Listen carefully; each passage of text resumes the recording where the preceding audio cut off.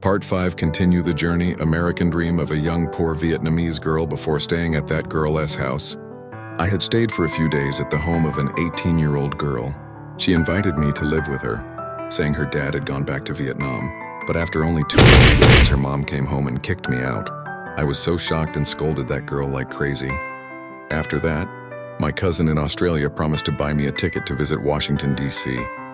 She was flying over with her husband to visit her in-laws. Around that time, a man I met online, Yas, who had just divorced his wife, texted me to get to know me. I agreed to be friends, and when we met in person, he said he was looking for a wife and would take care of everything from A to Z.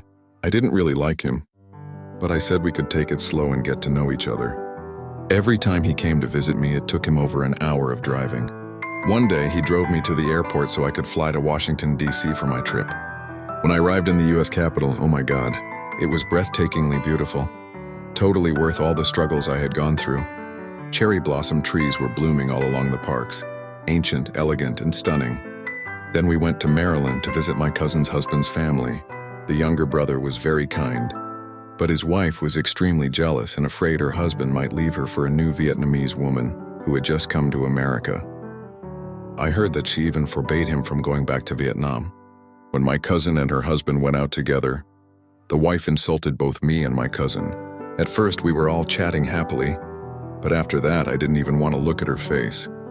When I came back to the US, that online friend picked me up.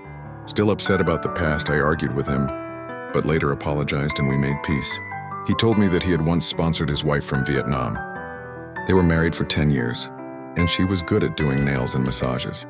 Later, when she gave birth to a very fair-skinned baby, he knew it wasn't his child, and they divorced. I just listened. I didn't know if the story was true or not. After that, I met the man who would become my husband. So I turned down the other guy. He got upset, saying he already had US citizenship, a stable job, and was ready to buy a house for me, and yet I still refused. He said I was too hard to please and asked if I could introduce someone else to him. I said okay. Stay tuned for part 6, meeting the one I truly like, my Mr. Right.